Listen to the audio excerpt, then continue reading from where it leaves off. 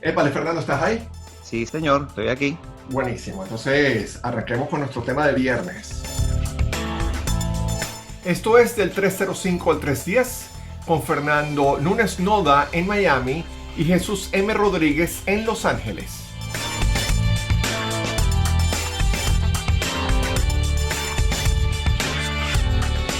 Mira, Fernando, después de esa conversación tan apasionada que tuvimos el martes, creo que hoy viernes necesitamos una cosa un poquito más ligerita, ¿no? Sí, señor. Yo también lo creo así. Entonces, ¿de qué Algo vamos a más hablar? bien, Cuéntanos. algo más bien lúdico, de que nos dé Ujú. placer. Vamos a hablar de las películas que más nos han marcado de alguna manera, que más nos han cambiado. Y bueno, hemos elegido 5 películas cada uno que son especiales para nosotros.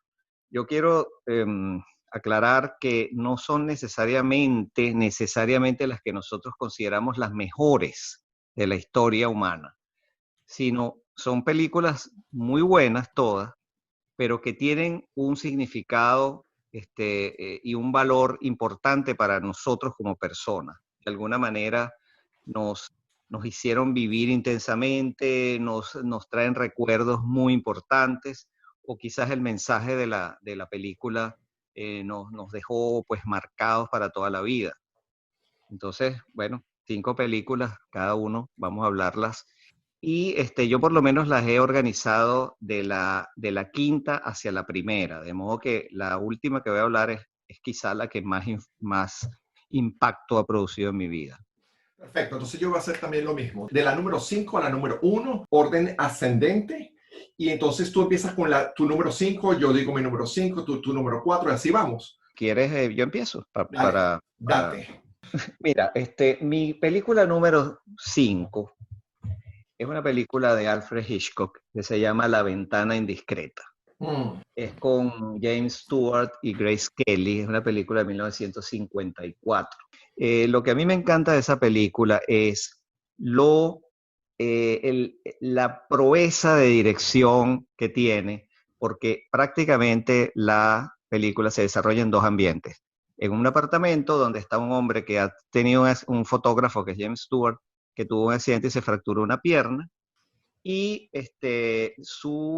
y él tiene una gran ventana que da hacia el patio de la comunidad donde él vive en Manhattan, y él no tiene más que sentarse ahí a ver por la ventana. Y en esa ventana ve las ventanas de sus vecinos y el patio, y entonces, bueno, está buena parte del día mirando, fisgoneando un poco a los vecinos, ¿no? Entonces, un día él ve una actividad rara. Bueno, tú sabes, él va detectando cómo es cada quien, el playboy, que siempre anda con una mujer diferente, la mujer solitaria que la llaman para una cita y después no la van a buscar, las parejas que discuten, etcétera. Pero un día él ve un episodio violento en uno de los apartamentos y sospecha por todos los movimientos y por todo lo que ve que un hombre mató a su esposa. Entonces él empieza a obsesionarse con eso. La novia, cuando lo visita, él le cuenta y ella no le cree, hasta que ella también empieza a ver que hay unos movimientos extraños.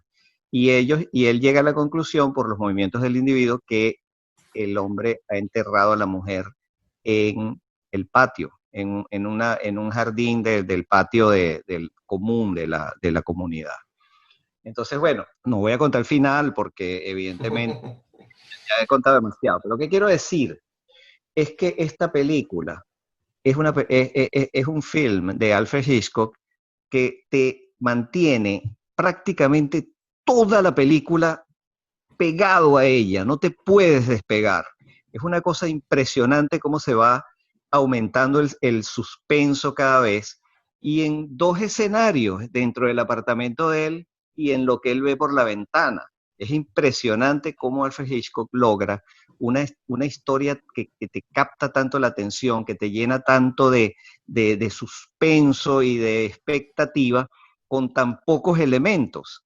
Al final, bueno, él con su yeso se tiene que intervenir en el asunto, porque él empieza a investigar como si fuera un detective y se involucra y pasan unas cosas impresionantes. Pero lo que quiero decir es que se requiere una proeza y una genialidad como director para que tú puedas decir tanto con tan pocos escenarios, con tan pocos personajes y con una acción sola a lo largo de la película que te deja absolutamente paralizado bueno, y al final te deja totalmente transformado. Eso es lo que a mí me gusta de las películas de Hitchcock y de las películas como esta, que no requieren una enorme producción, sino una proeza para manejar la cámara, para dirigir a los actores y para conducir la historia con la menor cantidad posible de elementos.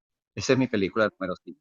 Genial, genial, una película de verdad maravillosa y si no la han visto tienen que verla, es una referencia obligatoria para cualquier Porque persona sí, que ame el cine, ¿no? ¡Wow! Mira, mi película número 5, y yo creo que yo voy a ir en orden ascendente también relacionado con qué tan comerciales o populares son, porque mis películas que me marcaron mucho son bastante comerciales. Mi primera película sí. es la menos comercial, es una película de la que hablé hace relativamente poco porque la revisité al comienzo de la pandemia. Es The Big Chill, dirigida y escrita por Lawrence Kasdan, en una película de 1983, donde un grupo de amigos se reúnen durante un fin de semana eh, con, por el simple motivo de que uno de ellos, de ese grupo que eran amigos durante sus años de la universidad, se suicidó. Caso curioso, nada más que para que la gente sepa, el actor que interpreta a la persona que se suicidó era Kevin Costner. Y al final, cuando en la edición le cortaron la cara, nunca se ven las escenas donde él aparecía. Lo único que vemos son sus muñecas y su Ajá. cuerpo cuando está siendo vestido para el entierro, para el velorio. Mira, un reparto maravilloso con gente como Glenn Close, William Hurt, Kevin Kline, eh, Correcto. Jeff Goldblum haciendo un papel maravilloso, Muy y, bueno. ¿verdad? Y la razón por la cual esta película me marcó a mí tanto es que en el momento que yo la vi, yo estaba muy chanito, estaba saboreando mi compromiso con hacer cine o hacer comunicarme a través del medio visual antes de empezar la universidad. Y cuando esta película salió y yo la vi, yo nunca había visto algo como esto, que era una historia tan increíblemente íntima. De alguna manera se compara un poco con lo que tú decías de La ventana indiscreta. Sucede casi todo dentro de una casa, hay muy pocas locaciones, Sí, y es todo correcto. el diálogo de estas personas, actuaciones maravillosas e increíblemente complejas, y un sentido de nostalgia que a mí me llama la atención cómo me afectó a mí tanto, porque básicamente esta gente estaba recordando 20 años más adelante, el momento de mi vida que cuando yo la vi yo estaba viviendo, o inclusive antes. Entonces yo no sé por qué yo me relacioné tan bien con los personajes 20 años antes de que eso me pasara a mí, pero es que la película está tan, el craft, Sí, la manera como está hecha, la manera como la cámara está utilizada, la edición, la música, uno de los mejores soundtracks en la sí, historia, que si no lo tienen, se los recomiendo. Entonces, me marcó porque me abrió las puertas a un cine que yo no conocía, que es exactamente lo contrario del resto de las películas que voy a nombrar, pero es este cine intimista, este cine personal, este cine que más tarde y a lo largo de los años trajo películas en los Estados Unidos como Sex Lies and Videotapes o Little Miss Sunshine o el año pasado Marriage Story, que estuvo nominada ajá, al Oscar, que es esas películas intimistas y que tienen un sabor, un cierto sabor, una cierta referencia al cine europeo, que es un cine como muchísimo más elegante, y muchísimo más basado en actuaciones y guiones mucho más fuertes. Entonces, esta película me abrió a mí los ojos a un cine me abrió los ojos hacia un cine que se podía hacer, que yo no sabía que se podía hacer, con tan pocos recursos y hacerlo que fuese tan impactante. sí, una película extraordinaria. Déjame hacer un pequeño inciso. Uh -huh. En la escena inicial del velorio, la música que tocan es You Can't Always Get What You Want, del Rolling Stones. Y es muy difícil pensar en otra canción que no sea tan pertinente como la que pusieron. La banda sonora es buenísima, maravillosa. Buenísimo, sí. ¿Cuál es tu número 4, Fernando? Cuéntanos. Ok, mi número 4 es una película que yo apuesto a que casi ninguna de las personas que nos están oyendo ha visto. Y yo no la vi, yo la vi por casualidad. Cuando tenía aproximadamente 7 años, mi mamá me llevó al cine, en donde nosotros vivíamos un pueblo en Venezuela llamado Macuto, que pasaban muchas películas que no eran estadounidenses solamente, si tú sabes, mexicanas, no sé qué, de otros países. Mm. Sorprendentemente es una película japonesa de 1963 que se llama El Pequeño Príncipe y el Dragón de 8 cabezas. Wow. Es una historia, una historia de un maestro de la animación, de un estudio que tuvo enorme influencia en lo que llaman ahora el anime, ¿no? Eh, y bueno, es una escuela de animación. Yo la vi por casualidad, simplemente la estaban pasando y mi mamá me llevó. Pero esa historia es muy sencilla, es de un niño que pierde a su mamá. Y ¿sabes? En una época medieval japonesa, ¿no? El niño, bueno, se siente devastado, pues. Y él se escapa, porque él piensa que puede conseguir el espíritu de su mamá.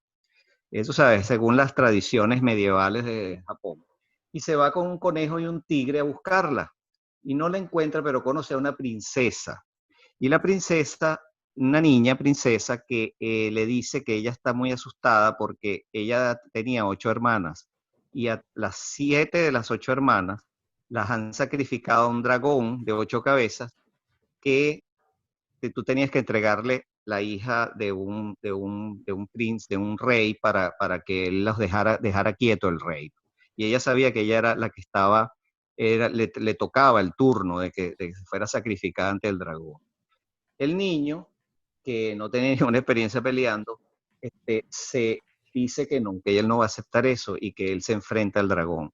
Y esa es la película, el enfrentamiento de un niño con un conejo y un tigre contra un dragón poderosísimo de 8 cabezas. No voy a decir el final, pero ya se lo imaginará.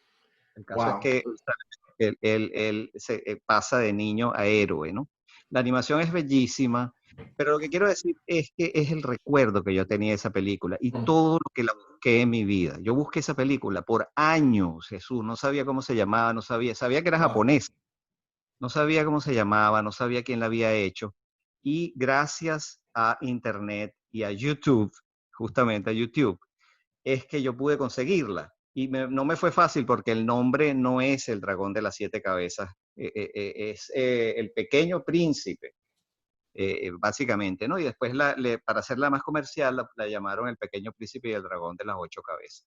Por fin la conseguí en YouTube, que está ahí, es muy difícil verla en otro lado, pero la pueden ir ver completa y verán que es una historia hermosísima, sencillísima, bellamente animada y que ustedes comprenderán cómo eso pudo haber dejado recuerdos tan poderosos y tan hermosos en un niño de 7 años. ¿Y la versión que está en YouTube está en qué idioma, Fernando? No, está traducida al inglés. Al Eso inglés. Ok, también. ok. Pero hay una que está en japonés con títulos en inglés también. Ok, también en YouTube. Sí, vale la pena. Bueno, denle un vistazo, se les van a encantar. Es una película hermosa, muy hermosa y tiene sus momentos duros porque no crean que no tiene sus partes violentas y sus partes fuertes. Buenísimo. Pero es una Bueno, película.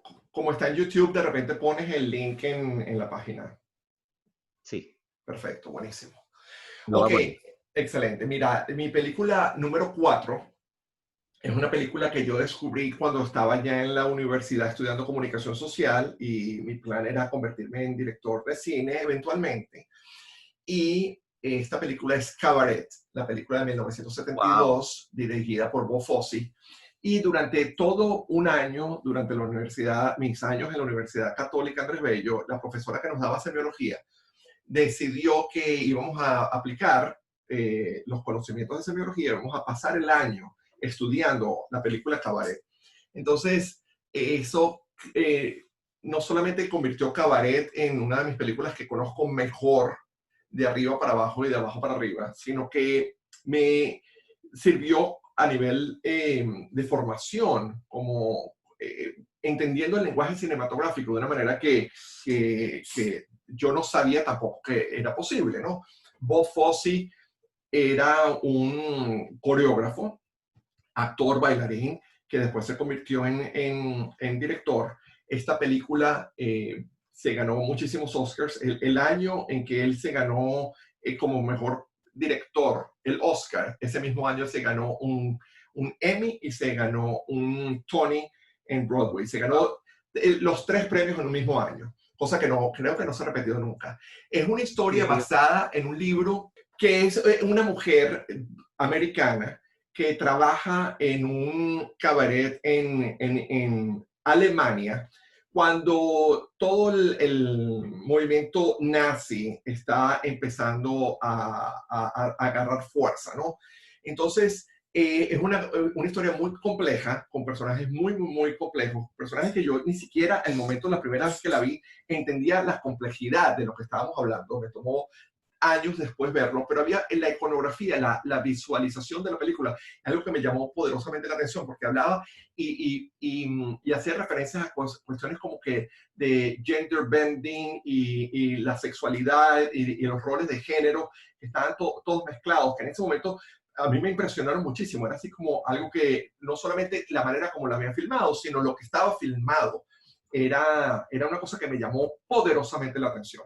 Y el trabajo de cámara, el trabajo de coreografía entre los bailarines haciendo los movimientos y la cámara capturando los detalles de esos movimientos, la manera como Bob Fosse coreografió no solamente los bailarines, sino la cámara interactuando con ellos, es una cuestión que todavía hoy en día es uno de los mejores sí, musicales jamás filmados. sí, Y de antología, vale, de sí. antología, totalmente. Y por supuesto, las actuaciones de Lisa Minnelli como Sally Bowles es una cosa que no tiene Es- nombre. El talento de esa mujer extraordinario. ¿Y cómo se llama el tipo este de la cara blanca, el que Joel, trabaja con él? Joel Grey, el que hace el maestro de ceremonias, que él El también tipo es hizo increíble. un papel extraordinario. Y cuando uno se entera de lo que sucedió detrás de cámara, es muy divertido porque Bob Fosse no quería que él fuese el personaje. Los Mm, productores lo obligaron a utilizarlo a él porque él había hecho el personaje en Broadway y lo había hecho buenísimo, pero Bob Fosse quería ser el personaje y no lo pudo hacer.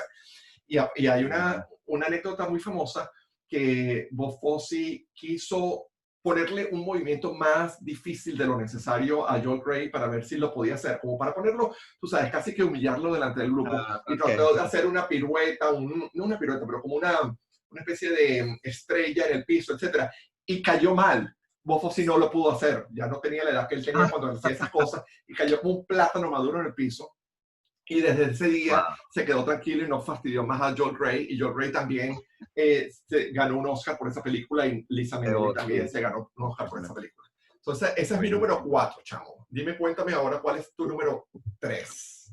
Puedo hacer un comentario muy corto sobre la película, no sobre la película, sobre una experiencia sobre la película. A lo mejor la compartimos porque un profesor nuestro de teatro en la UCAP, el profesor Marcos Reyes Andrade, nos mandó un trabajo sobre cabaret, un trabajo sobre los arquetipos, según un tipo de análisis de teatro, me acuerdo. ¿Tú no lo hiciste? Él me ¿Tú dio tuviste al clases de profesor? teatro, sí, de teatro, pero yo nada más estudié cabaret cuando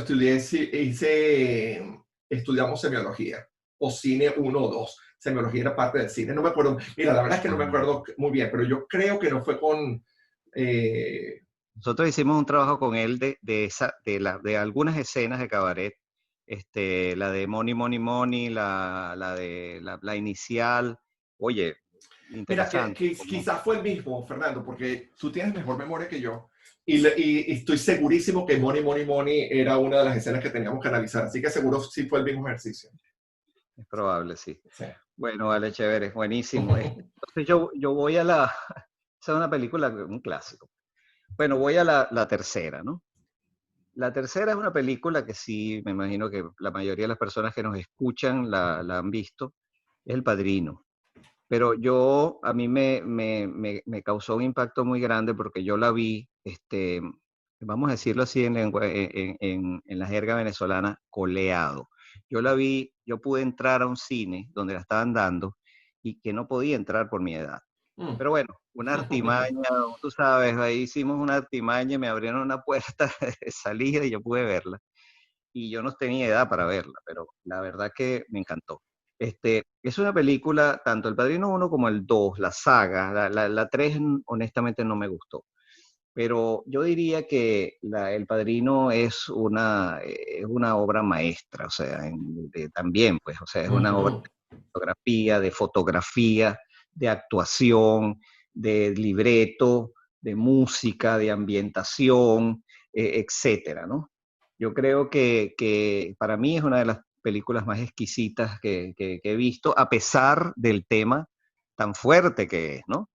Es básicamente un joven que llega de la guerra, que vuelve de la guerra, un hombre pacífico que no quiere involucrarse en los negocios de la familia. Su familia era nada más y nada menos que la del el principal, el capo de Tutti Capi de la mafia de Nueva York. Una tontería, lo llamaban el padrino. Y él entonces, no queriéndose involucrar, se ve de alguna forma forzado a hacerlo. Y la película, en el fondo, no trata del padrino que hace Marlon Brando, sino de el padrino que llega a ser su hijo, Michael Corleone. Esa transformación de una persona relativamente sana y limpia, cómo se va transformando, cómo el poder lo transforma, es de una complejidad psicológica muy interesante y aunado a un cast tan bueno, tan bien elegido, tan bien actuado, con la fotografía, una fotografía espectacular, la música, el ritmo. Yo creo que esa es una película que también nos enseña de una manera muy clásica cómo el poder nos transforma y cómo nos puede transformar en monstruos también.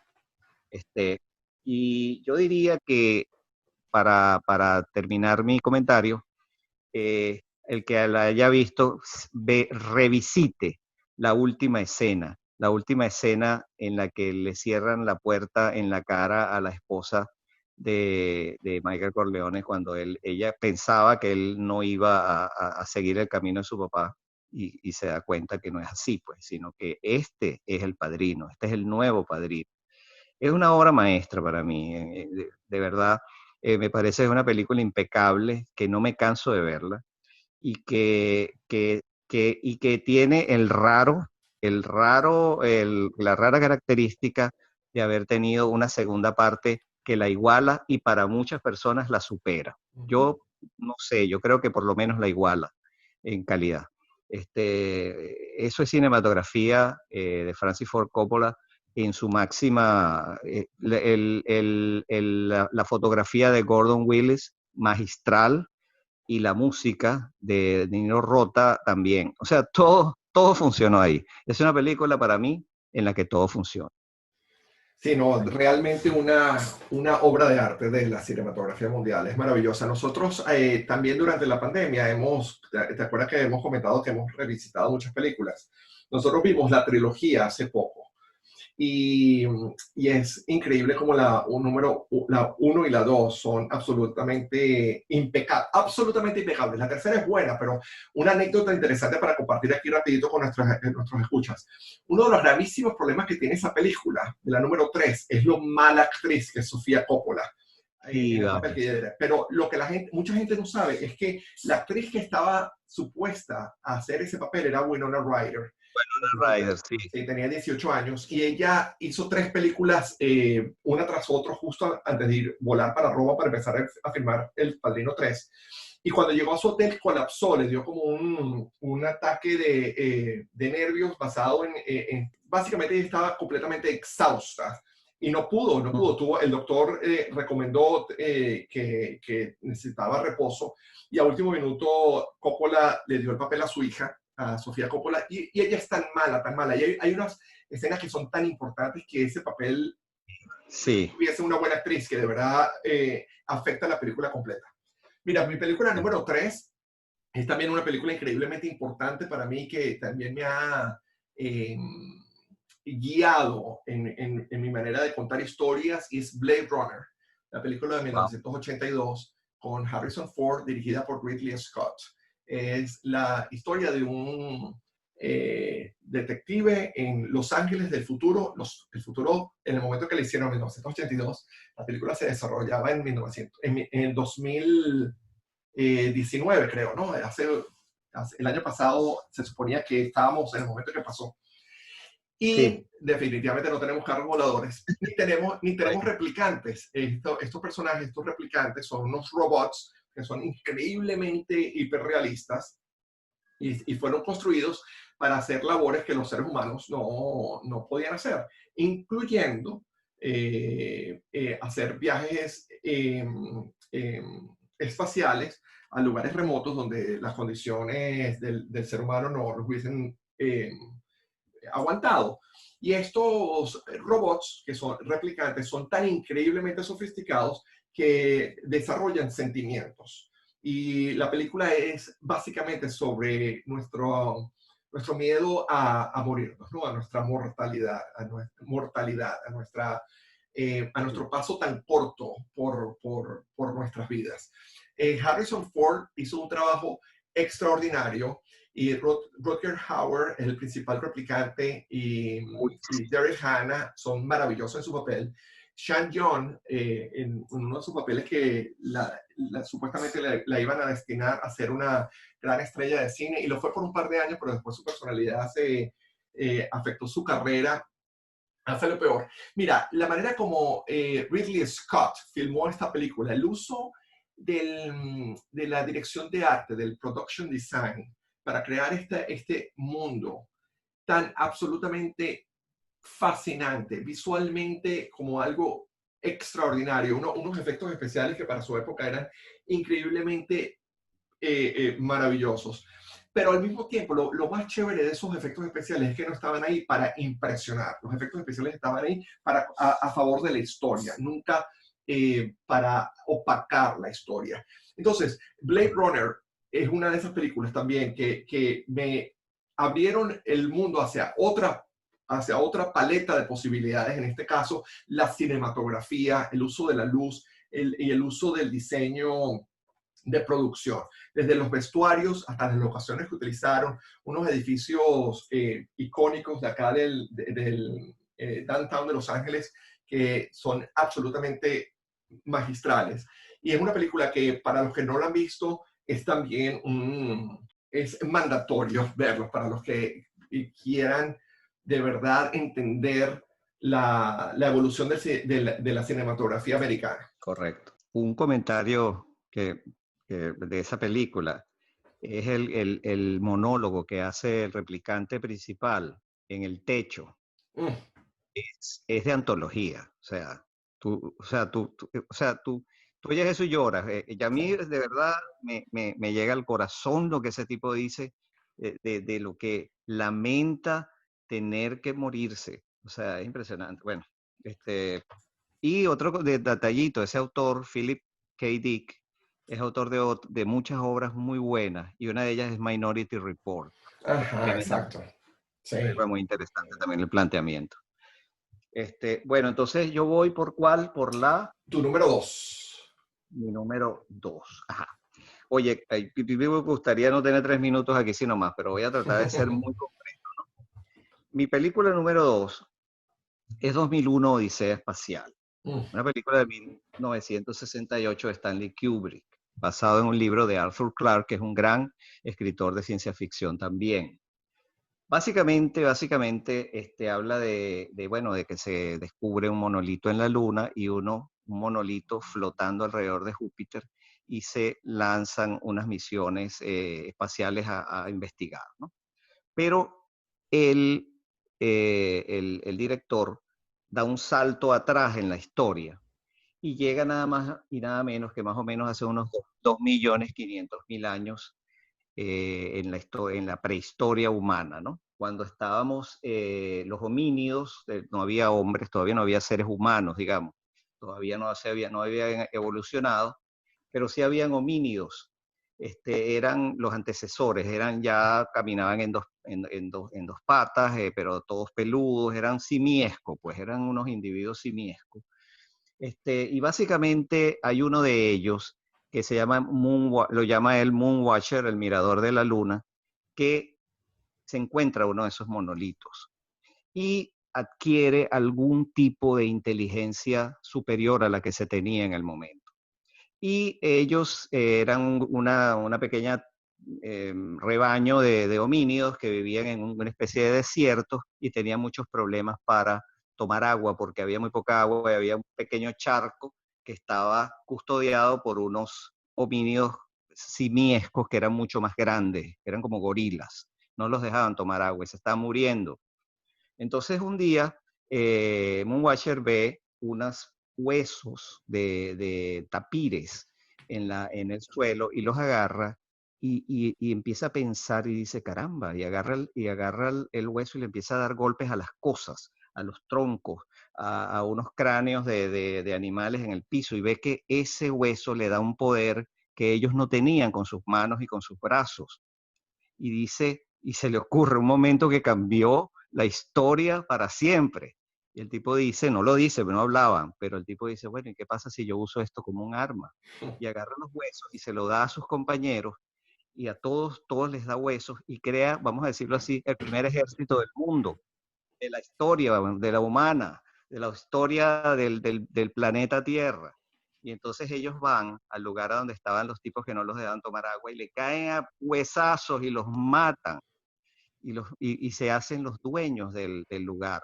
Y de ahí en adelante empiezan a cazar con huesos y con palos y a usar herramientas. Este es el hombre que inventa el uso de herramientas. Pero lo más impresionante para mí es cómo termina esa secuencia, porque todo el resto de la película se desarrolla en naves espaciales. Pero ¿para qué fue Stanley Kubrick y Arthur Clarke, para qué fueron a 2.500.000 años antes? Bueno, porque cuando Moonwatcher, el homínido jefe, se da cuenta del poder que tenía, él agarra el hueso y en una demostración de alegría lo lanza al aire. Y Stanley Kubrick hace para mí una de las transiciones más importantes, más famosas y más icónicas del cine de todos los tiempos. El hueso se ve la cámara siguiendo el hueso hacia arriba, dando vueltas, dando vueltas, dando vueltas. Y el hueso sale de cuadro e inmediatamente aparece una nave espacial. O sea, una transición de 1.500.000 años en un segundo. Pasa de un hueso dando vueltas a una nave. Y uno automáticamente sabe que eso no es simultáneo, pero uno sabe que esa nave espacial vino de ese hueso. Esa nave espacial es producto de esa evolución que empezó con el uso de herramientas tan básicas como un hueso y llegaron a transformarse en una nave espacial. Eso, aparte de otras cosas de la película tiene una cantidad de reflexiones filosóficas sobre la vida, sobre etcétera, pero de las muchas cosas que esa película me deja, y el cine de Stanley Kubrick, esa escena yo la considero una de las escenas más importantes del cine de todos los tiempos. Sí, no, esa película definitivamente es una referencia obligada y yo creo que si alguien se atreve a nombrar las 10 películas más influyentes en la historia, esa tiene que estar en esa lista. Es una película, wow, increíble. Yo he tenido la suerte de verla en el cine y con una versión Restaurada, digo. restaurada y aquí en Los Ángeles hace poco tiempo y de verdad que, wow, es increíble como a nivel visual, todo ese, hablando de diseño de producción, lo que se logró con esa película es algo que no tiene nombre. Wow. Ok, bueno, entonces vamos a pasar también a algo que tiene que ver con el espacio para mi número 2, que a nivel personal también me hizo una gran marca, porque fue la combinación de tres elementos que a mí me encantan muchísimo, ¿no? Que es la fantasía, que es la conexión emocional, esas cosas, esas escenas donde el corazón se te arruga, y un manejo de la cámara que es extraordinario. Mi película número 2, más influyente, que la vi todavía cuando estaba en bachillerato y estaba tratando de decir qué yo quería hacer con mi vida, fue E.T. el extraterrestre, The Extraterrestrial, dirigida por Steven Spielberg, estrenada en 1982. Es una película como dije, a mí lo que más me marcó de esa película, Fernando, fue que nosotros la fuimos a ver toda la familia, ¿no? Mi papá, mi mamá, mis hermanos y los primos, etcétera. Y cuando yo vi cómo esa película movió el corazón y los sentimientos de toda mi familia, Sí, fue cuando yo dije, mira, ¿sabes qué? Eso es exactamente lo que yo quiero hacer. Yo quiero hacer sentir a la gente con las historias que yo cuente. Yo quiero hacer que la gente sienta, que la gente se ría, que la gente llore, que el corazón cambie de ritmo al palpitar cuando están viendo una escena. Y esa película es esa combinación, ¿no? Es una historia de un niño que descubre un extraterrestre que se queda perdido en el bosque que queda detrás de su casa. Además, esta película también para 1982 estaba, sí, empezaba a tomar uno, adelantada, ¿no? totalmente, exacto, y estaba mostrando estos matrimonios que en esa época se estaban haciendo mucho más comunes, que eran matrimonios que se habían quebrado. El papá es un papá ausente, la mamá es una mamá, a single mother, que está cuidando a sus hijos. Drew Barrymore, cuando estaba uno de sus primeros papeles, una chamita que poco nos podríamos imaginar la carrera que tuvo después, claro que ya tenía el apellido Barrymore y eso le ayudó muchísimo, pero el trabajo de Sí, cámara que hizo Steven Spielberg sí, vale. contando esta historia, sobre todo utilizando la cámara siempre, casi siempre con punto de vista bajito, como el punto de vista de los chamos. Entonces los adultos Ujú. siempre se ven hacia arriba, contrapicado.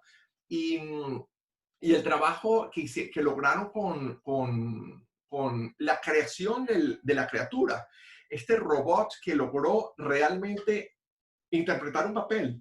Y hay escenas que son completas y absolutamente maravillosas, como la escena cuando Elliot se queda en su casa no, mentira, E.T. se queda solo en la casa y él se toma unas cervezas, pero como él estaba conectado de una manera con Elliot, que es este chamito que estaba en el colegio, Elliot en el colegio está sintiendo los síntomas de estar emborrachado como E.T. estaba. Y hay una escena con unas ranas que están a punto de disectar, pero no sucede. Mira, esa escena es una de las escenas más bellas filmadas por Steven Spielberg y por cualquier director americano, la verdad. Ese es mi número dos. Sí, sí, es verdad. Una película bellísima. Yo la vi, la he visto varias veces.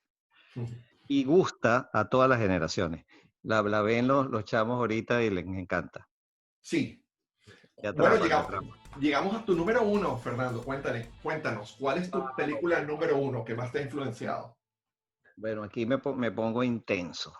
Es una película que a mí me ha marcado fuertemente, espiritual, filosófica, pero sobre todo emocionalmente. El séptimo sello de Ingmar Bergman. Wow. Es una película de 1957. En pocas palabras, es un caballero de las cruzadas llamado Antonius Block, que regresa con su paje, con su asistente, digámoslo así, a una Suecia y a una Europa devastada por la peste bubónica, alrededor de 1350, por decir algo, ¿no? Esa peste, esa pandemia, eh, mató a nada más y nada menos que unas 100 millones de personas, ¿sabes? En Eurasia y África. Es una de las pestes más devastadoras que ha tenido la historia humana. Él llega después de una cruzada fracasada en el Medio Oriente. Esa fue una de las cruzadas que no pudieron conquistar Jerusalén. Él vuelve con ese fracaso a cuestas y a una Europa devastada. Y temiendo que su familia ya no existía, porque los muertos estaban en todas partes, en las calles, en todo. Había muertos regados por la calle, pero no había capacidad para enterrarlos de lo rápido que se reproducían, ¿no? Entonces, él va a buscar a su familia bueno, para volver pues a su castillo. Él era un noble. Pero en el camino se encuentra nada más y nada menos, cuando va caminando por una playa, se encuentra nada más y nada menos que a la muerte. Un hombre vestido de negro con la cara blanca. La iconografía la película es en blanco y negro. y de contrastes muy fuertes, y una cara blanca, blanca, y todo un ropaje negro, ¿no? Entonces la muerte le dice que no se, que no siga, pues que ya se le acabaron los minutos. Y él se le ocurre, después de tratar de convencerla, se le ocurre invitarla a una partida de ajedrez. Y la muerte acepta. Dice, ok, si me ganas sigues vivo y si pierdes te llevo. Y empiezan a jugar, pero empiezan a jugar por partes. En una de esas la muerte le dice, bueno, vamos a dejarlo hasta aquí y seguimos mañana. Y seguimos pasado y y cuando pierdas me te llevo y si ganas te dejo. Y él entonces, ellos se van recorriendo ese paisaje, esa cantidad de pueblos devastados, llenos de sufrimiento, y nota, se encuentra con un matrimonio, con un pequeño bebé, de artistas, de esos que iban de pueblo en pueblo a presentar pequeñas rutinas de teatro, ¿no? Con otro grupo de malabaristas, de payasos. Ellos hacían música, ¿no? Entonces, él no puede evitar sentir que esa pareja y su bebé representaban a la Sagrada Familia, porque él veía visiones, él veía una visión en el que ellos era como la Virgen, etcétera. Tiene una iconografía religiosa impresionante y unas escenas que no tienes idea de lo telúricas que son, ¿no? Este, entonces, bueno, básicamente él va caminando hacia su casa. Él ayuda todos los artistas se mueren, menos la pareja y su hijo. De alguna manera él los ayuda a que no mueran. Pero él tiene que seguir. Y él sigue hacia su casa y se detiene en una pequeña iglesia y se dice que él se quiere confesar. Y entonces le dice al cura que, bueno, que él llega de las cruzadas, que está muy decepcionado, que no sé qué, que por qué Dios nos hace esto, que si es verdad, cómo es posible que Dios permita estas cosas, si es verdad que Dios existe, si no existe, etcétera. Y entonces le cuenta, le confiesa que él está jugando ajedrez con la muerte, pero que él cree que puede ganar porque le va a hacer una trampa de alfiles. Y cuando le dice eso al cura que está metido en la cajita esa donde ellos se ponen para las confesiones, el cura que estaba de espaldas se voltea y es la muerte. Y le dice, caramba, ya veo entonces cómo salir de esa trampa, ya que me la dijiste cómo era, ¿no? Entonces él se convence en ciertas, bueno, no voy a decir el final, pero lo que es inevitable ocurre. La muerte es inevitable y para él era inevitable, pues estaba en cierta forma condenado.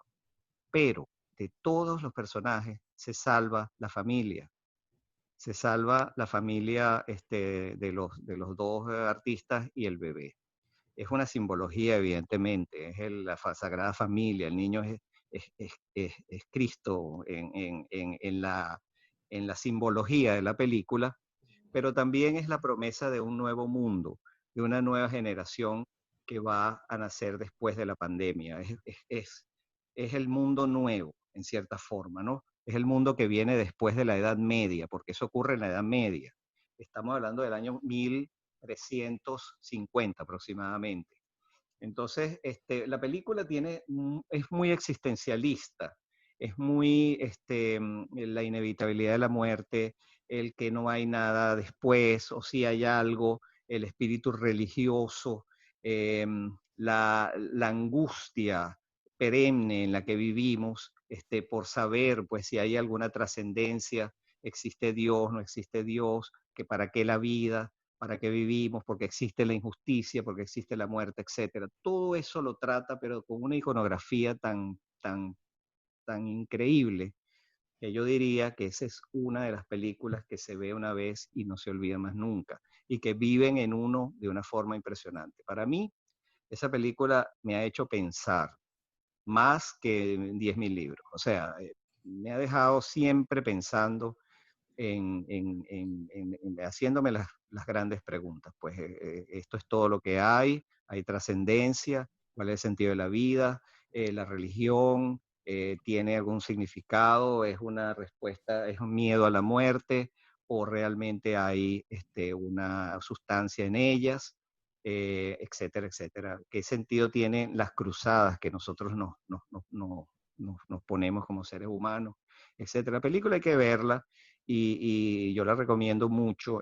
No es fácil, no es una película fácil, es una película bien compleja y bien dura, ¿no? En cuanto a la crudeza con la que nos dice, pero la belleza de la película dentro de lo horrible de una pandemia es lo que me impresiona, cómo él puede crear una estética tan perfecta en blanco y negro y tan atrayente y tan misteriosa y tan a la vez esperanzadora en algunos casos, como lo hace ese genio que fue Ingmar Bergman.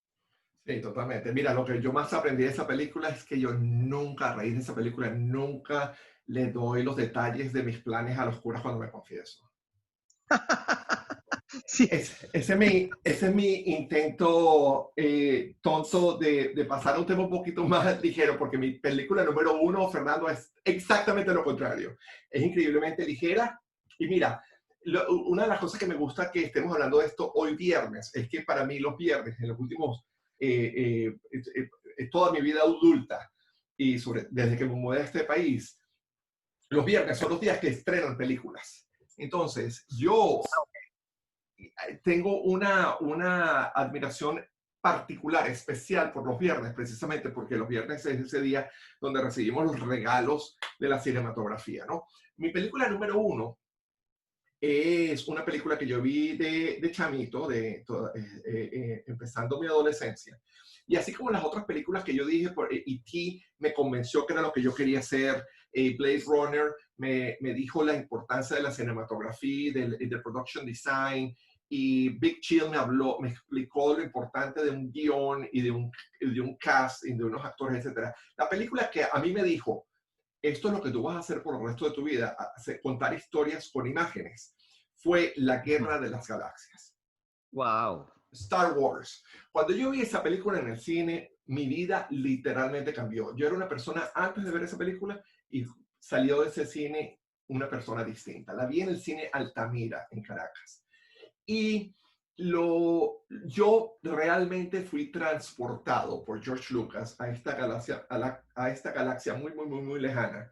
Y la historia, esta historia tan inspirada en esos cuentos antiguos de caballeros y peleas entre el bien y el mal, todas esas cosas que son increíblemente básicas dentro de la historia de la narrativa universal, desde que los seres humanos empezaron a escribir historias. La Guerra de las Galaxias, George Lucas la reempacó en este género de ciencia ficción, la colocó en el espacio, y el hecho de que haya dicho de que fue hace mucho tiempo y en una galaxia muy, muy, muy lejana, también la impregnó de nostalgia, y una nostalgia que a mí me afectó mucho. Y por supuesto, las cosas visuales que yo vi ahí, el uso de vestuario, el uso de los efectos especiales, las batallas, la última batalla, cuando destruyen la Estrella de la Muerte, spoiler alert, cuando regresa el halcón milenario de Millennium Falcon con Han Solo y los rescata a último momento. Esa cosa que yo vi en el cine, fue la primera vez que yo escuché en el cine la gente gritar y aplaudir tanto en medio de una escena. Sí. Y yo salí diciendo, ok, yo ya sé lo que quiero hacer con mi vida, yo voy a contar historias en el cine. Y bueno, no he sido director por muchos años, nada más he hecho una película, un largo, he hecho 6 cortometrajes. No he tenido la carrera que yo esperaba tener cuando vi esta película, cuando estaba empezando mi adolescencia. Más sin embargo, el hecho de que yo viva en Los Ángeles, que tenga la familia que tengo, que vive en la casa que tengo, que esté rodeado del arte con el que me rodeo, que inclusive tenga iniciativas como este podcast. Todo eso empezó, Fernando, cuando yo vi La Guerra de las Galaxias. Imagínate, vale, qué influencia, ¿no? Tuvo en tu vida, ¿no? Increíble, Wow. increíble, increíble. Bueno, Entonces, yo te digo, lo que tú dices, a mí me pasó, por supuesto que con otras connotaciones, pero quizá menos en cuanto a qué iba a ser, pero yo vi esa película y pensé, caramba, esto se puede hacer. O sea, esto es posible hacer una película así. Es como que antes pensaba que no era posible hacer algo como eso tan audaz y tan... Porque tiene como un elemento del futuro, pero como tú dices, hace mucho tiempo atrás y tiene un elemento épico, así como medieval. Es una cosa, una Total. combinación increíble, de verdad que sí. Sí, sí, sí, increíble. Mira, Fernando, entonces, Me vale decir por una, yo favor, no, yo quería simplemente decir unos, ¿cómo se llama? Los que no, los finalistas. finalistas, pero no voy a hablar de ellos, simplemente de los títulos, que también lucharon en mi mente para estar en esta lista. Citizen Kane, Mm, que por supuesto es un clásico, La Naranja Mecánica, Satiricón de Fellini, wow. Good, Mm, Goodfellas, a mí esa película me fascina, wow. esa película. Discreto Encanto de la Burguesía y el Doctor Strangelove. Esas Oh, eran, wow. eran otras finalistas que hubieran podido estar ahí, pero bueno, elegí las otras. Oye, Wow, no, no, me maravilloso. gusta mucho este podcast, está bueno. Ok. Sí, un poco ligero, un poco más ligero de lo normal, pero no hacía falta para un viernes. Mira, Y Fernando, creo que, entonces, dime. ajá, no, no, que digo, que creo que podemos hacer esto con otras formas de arte, o sea, libros, bueno, libros ya lo hicimos, quizá música, etcétera, Sí, bandas, discos, sí, bandas, exacto, eso puede ser sí, chévere. ese tipo de cosas. Buenísimo. Mira, Fernando, entonces, con esto pasamos a lo que no nos ha dejado dormir. Cuéntame, Ok. ¿qué no te ha dejado Bueno, dormir? bueno, esto, esto es una pequeña angustia. Claro, afecta principalmente a los venezolanos, pero lo voy a decir porque también es el ejemplo de ese tipo de angustias que en las cosas que uno no puede controlar. Es el caso de Alex Saab, ¿no? Mm, Para los que no lo conocen, Alex Saab es un operador, un testaferro, pues, un individuo asociado a la dictadura venezolana que, digamos, ha manejado muchos negocios sucios, hay que decirlo claramente, negocios ujú, sucios de la dictadura, pues. Él es el que, por ejemplo, trafica el oro venezolano, parte del oro venezolano que la dictadura le roba al país, él se la lleva a ciertos lugares y las esconde, y está, es un hombre que ha ayudado a lavar dinero, es un hombre que, por cierto, tiene mucho que ver con las relaciones que tiene el régimen con países como Irán, países que son enemigos declarados de Occidente y de la democracia. Bueno, es un tipo que es un delincuente, pues, en todo el sentido de la palabra, un testaferro que le maneja mucho el dinero sucio a los chavistas. Bueno, ese individuo iba camino a Irán y tuvo que hacer una escala para poner combustible. Bajaron a Cabo Verde y cuando vieron que él estaba en la lista de Interpol, buscado internacionalmente, lo detuvieron. Inmediatamente, bueno, se creó todo un problema diplomático porque algunos países como Venezuela, como Irán mismo y como sus socios, Turquía, etcétera, empezaron a reclamar que tenían que dejarlo, pero ese es un país que está adscrito en cierta forma, pues a los convenios internacionales de Interpol.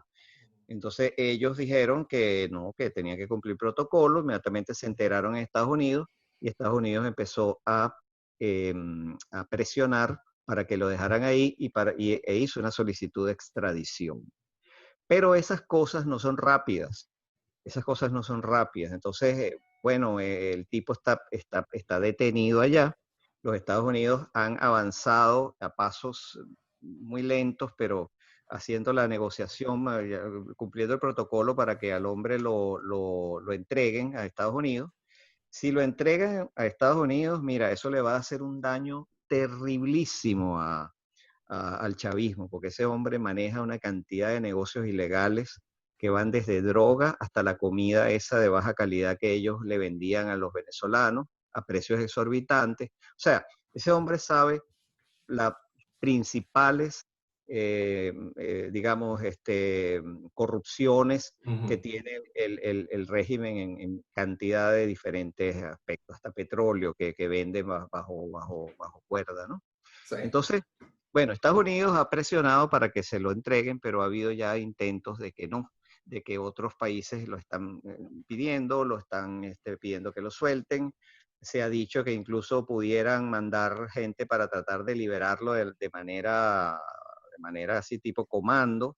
Entonces es una angustia enorme, ¿entiendes? Porque cada vez que pasa un día y bueno, el tipo está todavía preso, pero se demoró por esto, o porque no aceptaron un papel, o porque esos procesos parece que son lentos, pues entonces, porque los tienen que aprobar los tribunales de Cabo Verde, pues entonces tienen que seguirse un protocolo, tiene que seguirse un proceso específico, y entonces dicen una cosa, dicen otra, esta gente es capaz de todo, el tipo es tan importante para el chavismo, que cuidado si hacen una cosa tipo comando y, ¿me entiendes? Y meten una gente ahí.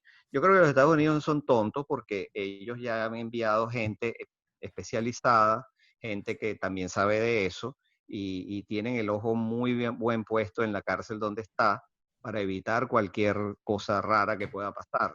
Pero hasta que no lo veamos aquí, llegando al aeropuerto, esposado, no vamos a respirar tranquilos porque puede pasar cualquier cosa. Entonces el hombre le ha quitado el sueño a miles de personas porque hasta que no esté de verdad en territorio estadounidense y preso, no vamos a estar tranquilos y el régimen venezolano está muy desesperado por esto y son capaces de hacer cualquier cosa para evitar que ese individuo llegue a la justicia estadounidense, donde de hablar va a ser devastador para el chavismo. Eso es lo que no me da dormir a mí. Exacto, exacto. No, mira, bueno, ojalá que todo resulte como se supone que debe resultar y ojalá que esto sea un golpe fuerte para el chavismo. De verdad que necesitamos algunos puntos a nuestro favor en Venezuela. Han sido demasiado negativos.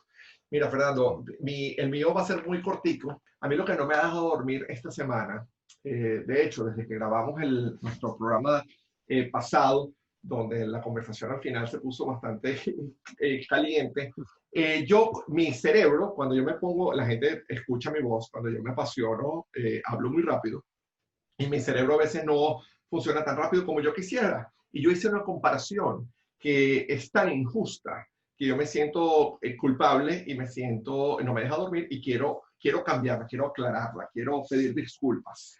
Cuando yo estaba haciendo el punto acerca de Alexandra Ocasio-Cortez, cuando algunos venezolanos la comparan con Lina Ron, yo cometí el gravísimo error de decir que sería como comparar a Nicole Kidman con Lupita Ferrer.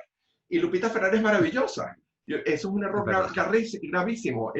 La única diferencia es que ella es venezolana, pero Lupita Ferrer es talentosa, bella, es una leyenda venezolana. Entonces yo de verdad me he sentido súper culpable con eso. Entonces, ¿qué es? ¿Cómo la puedo corregir? Bueno, conseguí a la persona con la que la comparación funciona. Entonces lo voy a decir desde cero. Y este es mi punto de vista, por supuesto, comparar a Alexandra Ocasio-Cortez con Lina Ron es como comparar a Nicole Kidman con Roque Valero.